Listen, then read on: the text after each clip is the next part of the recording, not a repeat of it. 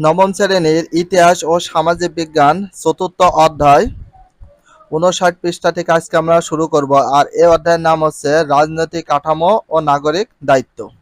তো ফার্স্ট আমরা শুরু করি। বাংলাদেশের মুক্তিযুদ্ধ জাতীয় সংঘ প্রথমত যুক্ত হয়েছিল মানবাধিকার লঙ্ঘনের বিরুদ্ধে অবস্থান প্রকাশ করার জন্য। ১৯৭১ সালে মার্চ মাসে ঐতিহাসিক অসহযোগ আন্দোলন চলাকালে আন্দোলন অংশগ্রহণকারী নেতৃবৃন্দ পূর্ব পাকিস্তান মানুষের আত্মনিয়ন্ত্রণের অধিকার প্রতিষ্ঠার সহায়তায় তার বার্তা পাঠিয়েছিলেন জাতিসংঘের তৎকালীন মহাসচিব ও থান্টের কাছে। তাহলে কত সালে পাঠিয়েছিল? ১৯৭১ সালে। কার কাছে পাঠায়? মহাসচিব ও থান্টের কাছে, মানে জাতিসংঘের তৎকালীন মহাসচিব ও থান্টের কাছে। সেই সময় জাতিসংঘ উন্নয়ন কর্মসূচির ঢাকাস্থ প্রতিনিধির সঙ্গে দেখাও করেছিলেন তারা। ১৯৭১ সালে বাংলাদেশের মানুষের উপর যে গণহত্যা সংগঠিত হয়, তাহলে বাংলাদেশের মানুষের উপর গণহত্যা সংগঠিত হয় কত সালে? ১৯৭১ সালে। কত সালে? ১৯৭১ সালে। এখন প্রশ্ন হচ্ছে, বাংলাদেশের মানুষের উপর যে গণহত্যা সংগঠিত হয় সেটা কত সালে হয়েছিল? ১৯৭১ সালে। তা সারা বিশ্বে তীব্র প্রতিক্রিয়া সৃষ্টি করে। অন্যান্য বিশ্ব নেতার সঙ্গে সেদিন জাতিসংঘের মহাসচিব ও থান্টা এই গণহত্যাকে নিন্দা জানিয়ে একে মানব ইতিহাসের কলঙ্কিত অধ্যায় বলে অভিহিত করেছিলেন। তাহলে মানব ইতিহাসের কলঙ্কিত অধ্যায় বলে অভিহিত করেছিলেন কে? মহাসচিব উইথান্ড। তাহলে কে করেছিল? জাতিসংঘের মহাসচিব উইথান্ড। তাহলে মানব ইতিহাসের কলঙ্কিত অধ্যায় অভিহিত করেছিলেন কে? মহাসচিব উথান্ড। তাহলে জাতিসংঘের মহাসচিব কে ছিলেন? উথান্ড। তাহলে উথান্ড কি ছিল? জাতিসংঘের মহাসচিব। তাহলে জাতিসংঘের মহাসচিব মানব ইতিহাসের কলঙ্কিত অধ্যায় বলে অভিহিত করেছিলেন। ১৯৭১ সালে ১৭ এপ্রিল সরকার গঠনের পর এর অন্যতম গুরুত্বপূর্ণ কাজ হয় বাংলাদেশের মুক্তিযুদ্ধের পক্ষে বিশ্বের জনমত ও রাষ্ট্রগুলোর সমর্থন ও স্বীকৃতি আদায় করা। এখানে একটা প্রশ্ন আছে, খুব ইম্পর্টেন্ট প্রশ্ন, যে কত সালে সরকার গঠন হয়? ১৯৭১ সালে। কত তারিখে? ১৭ এপ্রিল। তাহলে সরকার, মুজিবনগর সরকার যেটা গঠন করা হয়, তাহলে কত সালে হয়? ১৯৭১ সালে ১৭ এপ্রিল। তাহলে ১৯৭১ সালে ১৭ এপ্রিল কি হয়েছিল? সরকার গঠন। আর সরকার গঠন হয়েছিল কত তারিখে? ১৭ এপ্রিল। কত সালে? ১৯৭১ সালে। এভাবে আমরা ঘুরে ফিরে প্রশ্নগুলো পড়ব। এর অন্যতম গুরুত্বপূর্ণ কাজ হয় বাংলাদেশের মুক্তিযুদ্ধের পক্ষে বিশ্বের জনমত ও রাষ্ট্রগুলোর সমর্থন ও স্বীকৃতি আদায় করা। এ উদ্দেশ্য মুজিবনগর সরকারের একটা বিশেষ প্রতিনিধি দলকে ১৯৭১ সালের ২১শে সেপ্টেম্বর জাতিসংঘের সাধারণ পরিষদে ২৬তম অধিবেশনে প্রেরণ করা হয়। তাহলে মুজিবনগর সরকারের একটি বিশেষ প্রতিনিধি দলকে কত সালে? ১৯৭১ সালে। কত সালে? ১৯৭১ সালে। কত তারিখে? ২১শে সেপ্টেম্বর জাতিসংঘের সাধারণ পরিষদে কততম অধিবেশনে? ২৬তম অধিবেশনে প্রেরণ করা হয়। তাহলে দেখো, জাতিসংঘের সাধারণ পরিষদে কততম অধিবেশনে প্রেরণ করা হয়? ২৬তম অধিবেশনে প্রেরণ করা হয়। জাতিসংঘের সাধারণ পরিষদে ২৬তম অধিবেশন প্রেরণ করা হয় কত সালে কত তারিখে? ১৯৭১ সালে ২১শে সেপ্টেম্বর। বাট তোমাদেরকে একটা বিষয় বলি, যে কোনো সাবজেক্ট পড়ো না কেন তোমরা একটা নোট করে ফেলবা। এমসিকিউ নোট অথবা এক কথা উত্তর, সংক্ষিপ্ত প্রশ্ন উত্তর, এগুলো তোমরা নোট করে ফেলবা। আর রচনামূলক প্রশ্ন তোমাদের এই টপিকসগুলোর উপর ভালো করে পড়লে নখদর্পণে চলে আসবে। বাংলাদেশ প্রতিনিধি দল ১৯৭১ সালের অক্টোবর মাসে জাতিসংঘ প্লাজায় একটি সংবাদ সম্মেলনের মাধ্যমে বিশ্বকে জানিয়ে দেয় যে আপোষ সম্ভাবনা পরিস্থিতি থেকে আমরা বেরিয়ে এসেছি। ১৯৭১ সালের ৪ ডিসেম্বর জাতিসংঘ অধিবেশনে বাংলাদেশের প্রতিনিধিদের বক্তব্য নিরাপত্তা পরিষদে অফিসিয়াল ডকুমেন্ট হিসাবে অন্তর্ভুক্ত হয়। তাহলে কত সালে? ১৯৭১ সালে ৪ ডিসেম্বর জাতিসংঘের অধিবেশনে বাংলাদেশের প্রতিনিধিদের বক্তব্য নিরাপদভাবে পরিষদের ডকুমেন্ট হিসাবে অন্তর্ভুক্ত করা হয়। তাহলে বাংলাদেশের প্রতিনিধিদের বক্তব্য নিরাপদ পরিষদে অফিসিয়ালি ডকুমেন্ট হিসাবে অন্তর্ভুক্ত করা হয় কত সালে? ১৯৭১ সালে ৪ ডিসেম্বর। ১৯৭১ সালে ৪ ডিসেম্বর। কত সালে? ১৯৭১ সালে। কত তারিখে? ৪ ডিসেম্বর। এই প্রথম জাতিসংঘে বাংলাদেশের মানুষের বক্তব্য বাংলাদেশের মানুষের মাধ্যমে প্রত্যক্ষভাবে উপস্থিত হয়। শরণার্থীদের সহায়তা দান। দ্বিতীয় যে ক্ষেত্রটি জাতিসংঘ সক্রিয় ছিল সেটা হচ্ছে শরণার্থীদের সাহায্য প্রদান। তাহলে দ্বিতীয় যে ক্ষেত্রটি জাতিসংঘের সক্রিয় ছিল সেটা হচ্ছে কি শরণার্থীদের সাহায্য প্রদান। তাহলে শরণার্থীদের কি সাহায্য প্রদান। পাকিস্তান সেনাবাহিনীর অমানবিক অত্যাচার ও গণহত্যার কারণে বাংলাদেশের লক্ষ লক্ষ মানুষ ঘর ছেড়ে প্রতিবেশী দেশ ভারতে আশ্রয় নেয়। এই শরণার্থীদের বাঁচিয়ে রাখার জন্য যে ব্যবস্থাপনা ও অর্থের প্রয়োজন ছিল তা কোনো রাষ্ট্রের পক্ষে এককভাবে মেটানো সম্ভব ছিল না। বাংলাদেশের ইতিহাসের সে ক্রান্তিকালে ভারতে বাংলাদেশি শরণার্থীদের সহায়তার কাজে জাতিসংঘের এই সম্পৃক্তির ফলে বাংলাদেশের মুক্তিযুদ্ধ কলাকৌশলগুলো লাভবান হয়।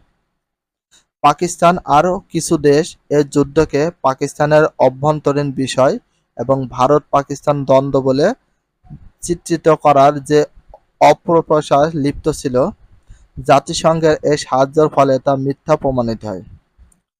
জাতিসংঘের শরণার্থী সংক্রান্ত high commissioner Prince Sadruddin Aga Khan সহ জাতিসংঘের শরণার্থী সংক্রান্ত হাই কমিশনার কে ছিল প্রিন্স সদরুদ্দিন আগা খান সহ সদরুদ্দিন আগা খান সহ প্রিন্স সদরুদ্দিন আগা খান সহ উচ্চপদস্থ জাতিসংঘের কর্মকর্তারা বিভিন্ন শরণার্থী শিবিরে পরিদর্শন করেন।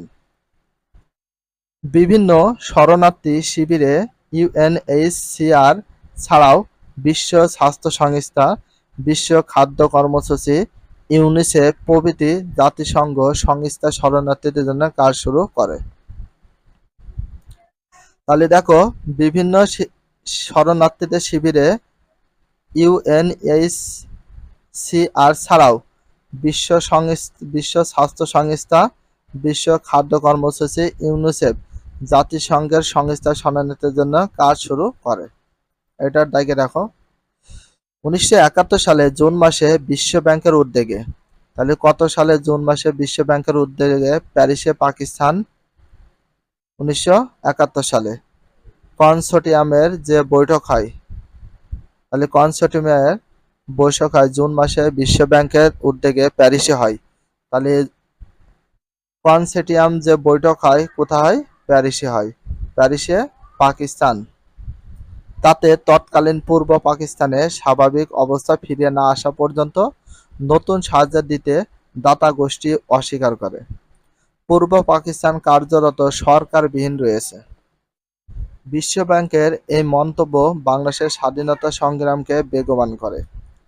1971 সালে জাতিসংঘ অর্থনৈতিক ও সামাজিক পরিষদের ইকোসক আলোচ্যসূচিতেও বাংলাদেশের শরণার্থী সমস্যা গুরুত্বপূর্ণভাবে উত্থাপিত হয়। ত্রাণ ও পুনর্বাসন।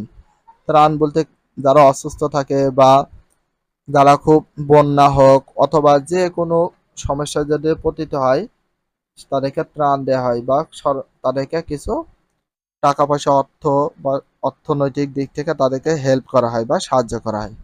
তো সেই বিষয়ে এখানে কি বলেছে দেখি।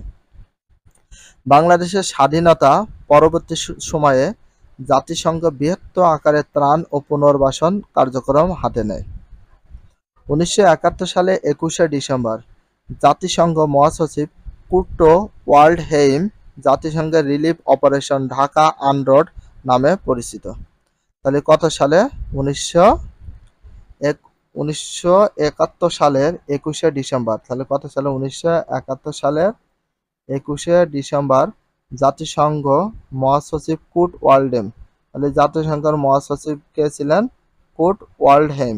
তাহলে কুর্ট ওয়াল্ডহেইম জাতিসংঘের মহাসচিব জাতিসংঘ রিলিফ অপারেশন ঢাকা বা আনরোড নামে পরিচিত। Dhaka relief operation Dhaka, relief operation Dhaka UNROD, relief operation Dhaka UNROD নামে পরিচিত। ত্রাণ কার্যক্রম পরিচালনা আনুষ্ঠানিক ঘোষণা দেন। আন্ডার সেক্রেটারি জেনারেলকে এর দায়িত্ব দেওয়া হয়। স্যার রবার্ট জ্যাকসনের পরিচালনা শুরু হয় এই ত্রাণ কাজ। এই কার্যক্রমের ব্যাপ্তির ফলে আনরোডের নাম কিছুদিনের মধ্যে পরিবর্তিত হয়ে পরিণত হলো আনরব। তাহলে আনরবের নাম পরিবর্তিত হয়ে কি হয়েছে? আনরব। তাহলে আনরব পরিবর্তিত, যার পুরো নাম মনে করো বাংলাদেশ জাতিসংঘ ত্রাণ কার্যক্রম। আনরবের পুরো নাম হচ্ছে বাংলাদেশ জাতিসংঘ ত্রাণ কার্যক্রম। মহাসচিবের বাংলাদেশ সফর।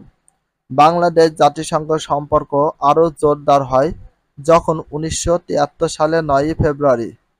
তাহলে বাংলাদেশ জাতিসংঘ সম্পর্ক আরো জোরদার হয় যখন 1973 সালে 9 ফেব্রুয়ারি। তাহলে 1973 সাল, ঠিক আছে, কত তারিখে?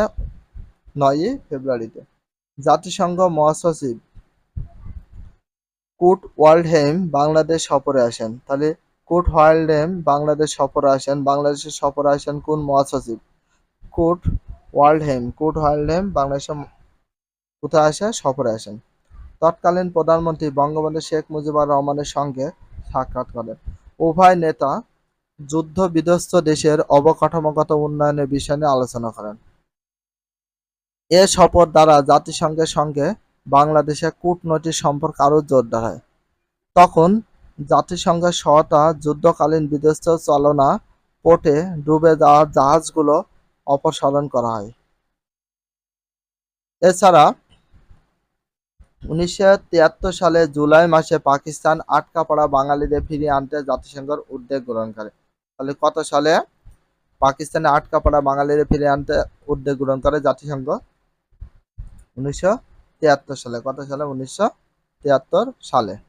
জাতিসংঘের যেসব সংস্থা বাংলাদেশে কাজ করছে। ইউএনডিপি, এটা পূর্ণরূপ অবশ্যই জানতে হবে। ইউতে ইউনাইটেড, আর এনতে নেশনস, ডিতে ডেভেলপমেন্ট, আবার পিতে প্রোগ্রাম। এটা হচ্ছে পূর্ণরূপ, ইউনাইটেড নেশন ডেভেলপমেন্ট প্রোগ্রাম, উন্নয়ন কর্মসূচি। তাহলে এটার নাম ইউএনডিপি হচ্ছে উন্নয়ন কর্মসূচি। জাতিসংঘ সাধারণ পরিষদের একটি সহায়ক সংস্থা। তাহলে জাতিসংঘের সাধারণ পরিষদের একটি সহায়ক সংস্থা কোনটি? ইউএনডিপি। ক্লিয়ার? 1965 সালের 22 নভেম্বর এই সংস্থা প্রতিষ্ঠিত হয়। তাহলে ইউএনডিপি কত সালে প্রতিষ্ঠিত হয়? 1965 সালে। কত তারিখে হয়? 22 নভেম্বর। তাহলে 22 নভেম্বর 1965 সালে প্রতিষ্ঠিত হয়। বাংলাদেশের আর্থিক ও সামাজিক অবস্থার উন্নয়নে ইউএনডিপি দেশব্যাপী অসংখ্য কার্যক্রম পরিচালনা করছে। মধ্যে বাংলাদেশ ইউএনডিপি সহায়তায় সহস্রাব্দ উন্নয়ন। তাহলে কত সালের দিকে? 2015 সালের মধ্যে বাংলাদেশ ইউএনডিপি এর সহায়তায় সহস্রাব্দ উন্নয়ন এমডিজি 8টি লক্ষ্যমাত্রা অর্জন করেছে। তাহলে এমডিজি কয়টি লক্ষ্যমাত্রা অর্জন করেছে? 8টি লক্ষ্যমাত্রা অর্জন করেছে। শিশু মৃত্যু হার হ্রাস, শিশুর মৃত্যুর হার হ্রাস করে দিয়েছে। মৃত্যু স্বাস্থ্য উন্নয়ন করেছে। দারিদ্র্য হার হ্রাস এবং নারীর ক্ষমতায়নের ক্ষেত্রে উল্লেখযোগ্য সফলতা অর্জন করেছে। 2010 সালের বাংলাদেশের প্রধানমন্ত্রী শেখ হাসিনা। তাহলে 2010 সালে বাংলাদেশের প্রধানমন্ত্রী কে ছিল? শেখ হাসিনা। তাহলে 2010 সালে বাংলাদেশের প্রধানমন্ত্রী শেখ হাসিনা সহস্রাব্দ উন্নয়ন লক্ষ্যমাত্রা, সহস্রাব্দ উন্নয়ন লক্ষ্যমাত্রা এমতে মিলিয়ন, টিতে ডেভেলপমেন্ট, জিতে গোল অর্জনে বিশেষ করে শিশু মৃত্যু হার হ্রাসে অবদানের জন্য জাতিসংঘের অ্যাওয়ার্ড লাভ করেন। দেখো, বিশেষ করে শিশু মৃত্যু হার হ্রাসে তাহলে বর্তমানে টেকসই উন্নয়নে কয়টি লক্ষ্যমাত্রা আছে? তাহলে বর্তমানে টেকসই উন্নয়নে কয়টি লক্ষ্যমাত্রা আছে, যেটাকে এসডিজি বলা হয়। অর্জনের লক্ষ্যে কাজ করছে জাতিসংঘের শিশু তহবিল। জাতিসংঘের শিশু তহবিল বলা হয় কোনটিকে? ইউনিসেফকে। 1946 সালের 11 ডিসেম্বর প্রতিষ্ঠা লাভ করে। তাহলে ইউনিসেফ কত সালে প্রতিষ্ঠা লাভ করে? 1946 সালে 11 ডিসেম্বর।